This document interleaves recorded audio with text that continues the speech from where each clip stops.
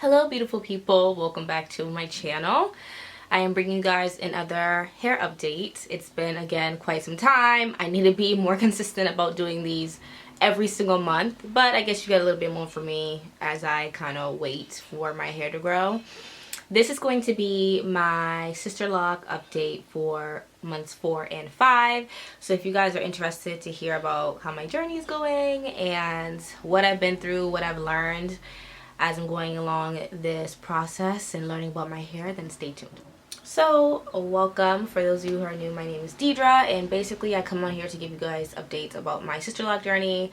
I started my lock journey on January 17th and 18th. Those are the 2 days that I had my install completed, and I've kind of been tracking and bringing everyone along with my journey up until now. We are hitting the we passed the 4 and 5 month mark. Let's see what today is. Today is July 2nd, so it's been quite some time. I actually hit 6 months in about 2 weeks, so another video will be coming up soon, kind of talking about meeting that halfway mark, which I'm really excited to bring to you guys. So to jump right in, we can kind of talk about where we left off. I don't get reties as often as I should, and so my journey has been a lot about maintaining my hair and kind of keeping it good into my next retie. They don't really emphasize as much the importance of getting your reties and what your hair looks and feels like in between the process of dealing with your hair. So for me, my first retie after I was the day before my birthday. So I went to California, I went to Coachella, and my hair was a mess. Like, my roots were outgrown, my baby locks needed to be redone. Like, just trying to upkeep with my hair has been kind of a process, and kind of figuring out what that looks like for me and how to make my hair look good and in styles to kind of accommodate the way I dress and the way I look. So I got my retie, I think like April 9th. And then from there, again, I waited quite some time before I got my next retie. One of the reasons being is that my consultant actually moved away from the city that I lived in. So I was in the process of kind of looking for a new loctician. I think it's important to have, to do your research in your city under circumstances where maybe you are unable to get your hair done by one consultant. Always have your options open to figure out what other people are in the area and find someone who you trust. I find here, specifically within Boston, that when I'm looking for locticians or when I'm speaking to them, they really are looking for clientele that they connect with. So that may take some time. Some maybe other locticians don't really care about that, but from my experience, every loctician I talk to, they like to make sure that they like you as a person first before they touch your hair, especially because your hair is energy and you don't want just anyone playing in your hair. So I was able to find a new loctician, and I didn't get my retie until my next retie. So the most recent one was April, and then my one after that was, I think, like a month ago, right? I believe like a month ago I got my last retie again. So my hair is doing pretty okay. My hair is looking a little frizzy, a lot of new growth for sure. And I've been trying to kind of deal with that as well, making sure my hair is moisturized. New things about my hair that I am learning.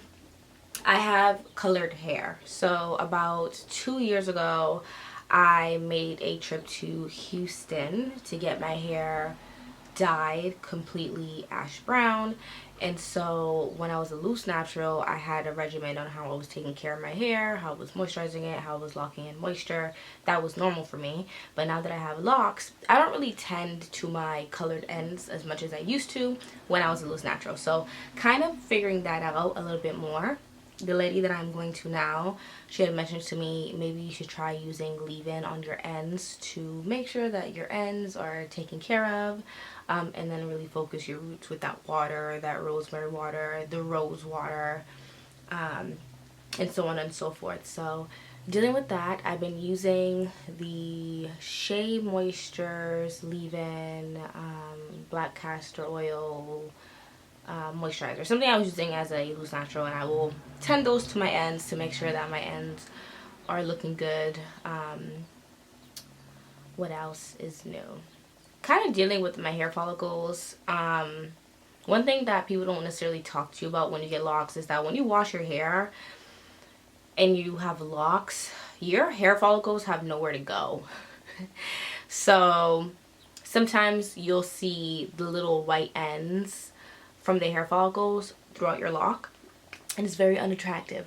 So kind of looking at regimens that work to combat the hair follicles I've been dealing with. I didn't realize that I was the only one experiencing that until I was looking through TikTok. There was a male who had showed his hair, and there was a whole bunch of those white, you know, the ends of the whites of the hair follicles. And someone suggested apple cider vinegar.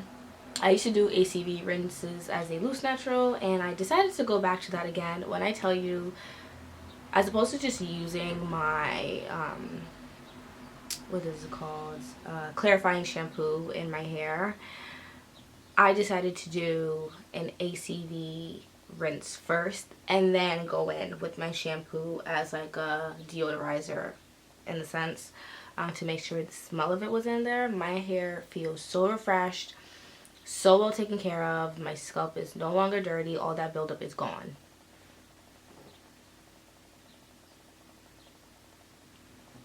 So yeah, being able to find things that work for you. One thing that really worked for me is the apple cider vinegar rinse. Whether you're a loose natural, you should try, or whether you will have locks, it is a very good resource. You can simply go to the grocery store, purchase some apple cider vinegar from the whatever aisle, and use it in your hair. I personally like to apply it directly to my hair. Some people like to put it in a spray bottle and direct it. Other people like to dilute it. I want it as pure as it gets, baby. I want you to get in my scalp. So I did that. My hair has felt so refreshed, and I wouldn't recommend doing it every wash day, but maybe like every other one, to kind of help with the hair follicles, and also to really get rid of all that buildup in your hair. So that has been a tremendous help for me, and it's nice to know that I can still use products, obviously not in as big as the volume as I used to with my hair before, but I can still use them to help my locked journey kind of proceed in a way that works for me. I kind of already knew this already about my hair. I have very frizzy prone hair. I have a very soft hair texture. I think I'm like a 4C, 4B. And so being able to really keep up with keeping my hair tied at night, and doing hairstyles to avoid the frizziness that my hair comes with up until my hair is fully locked has especially been something I need to work on. I use a silk pillowcase, if I can find it, and a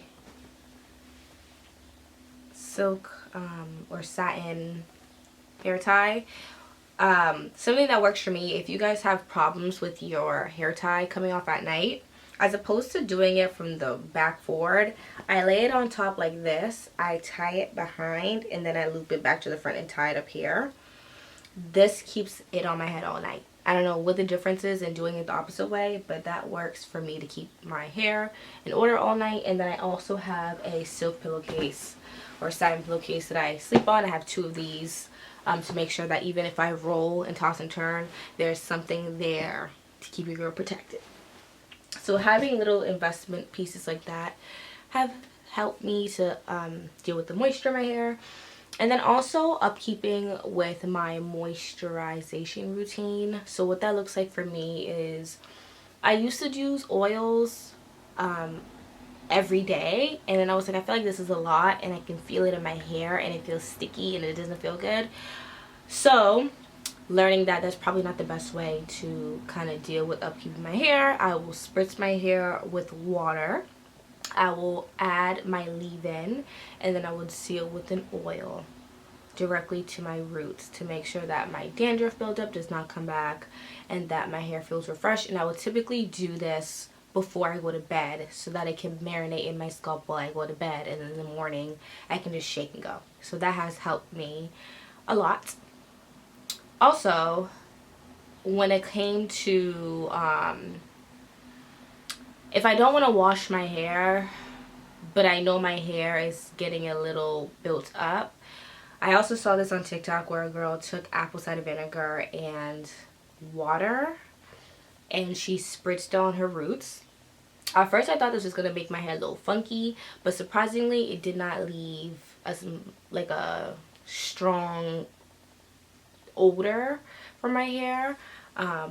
So if you don't want to wait, if you can't wait to wash your hair but you don't want to wash it yet, that is also an option to help kind of get rid of some of that buildup in your hair and kind of help you wait a little bit longer to deal with your hair in the long run.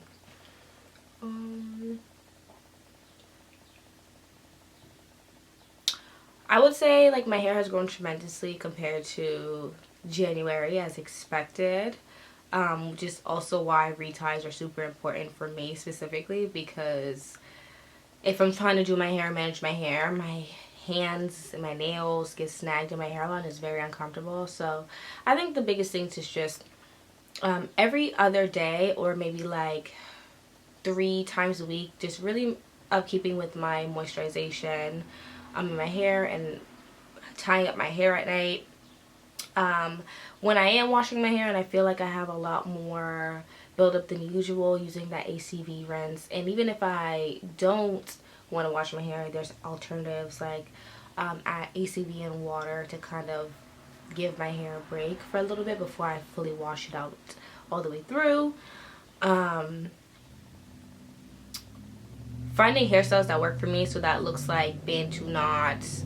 I actually have hair ties that look like telephone cords, so that way I'm not using as much tension on my hair with a regular scrunchie.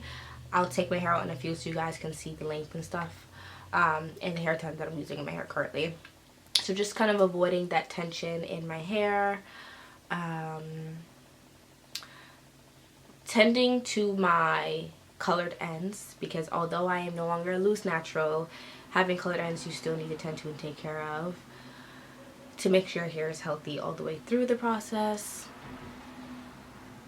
And also having fun during the journey. I know that in the very beginning stages of me starting my lock journey, I was just so stressed out about, oh my god, like what happens if this happens to my hair, or if my hair is supposed to be doing this or that. And it's like everybody's hair is different, everybody's journey is different. Just like if you were a loose natural, that doesn't change when you go through your lock process.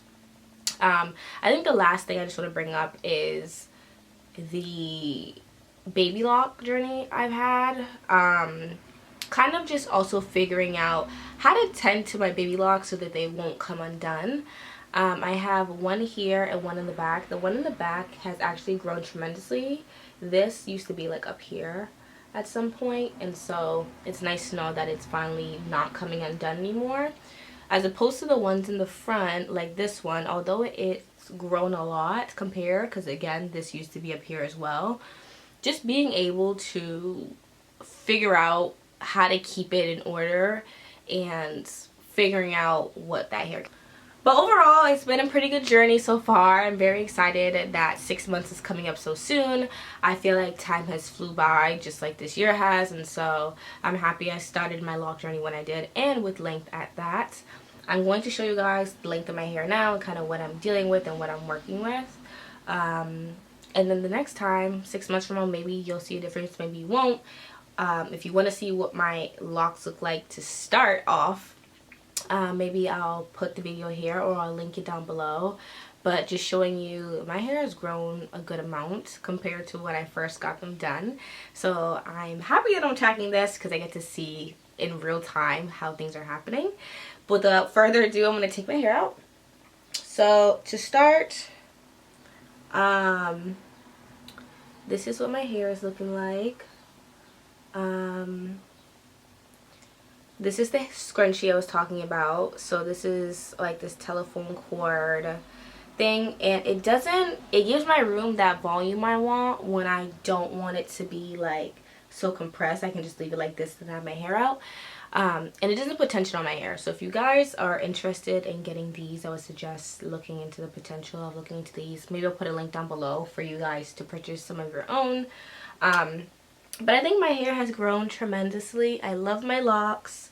I meant to film my before and after for my retie, but I got too lazy. So the next time I go get my retie done, I will film for you. But I think my hair has grown a lot. The only other thing I've had to the only other thing I have needed to get used to is my hair in the back. So for those of you who don't know, or if you're experiencing this, when I started my lock journey, I straightened my hair twice prior to getting the install, because I was afraid that, okay, like I'm never gonna have a time to straighten my hair ever again after this. And so the very back of my head, the last row of locks are a lot looser than they should be compared to the rest of my hair, because I straightened it.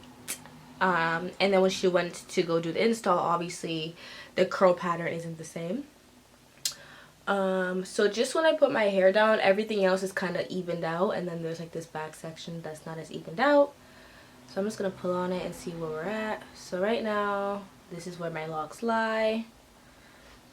It's a good length. This is what my hair is giving. And then as you can see, I don't know if you guys can tell, the back hair right here, it just dangles lower than everything else.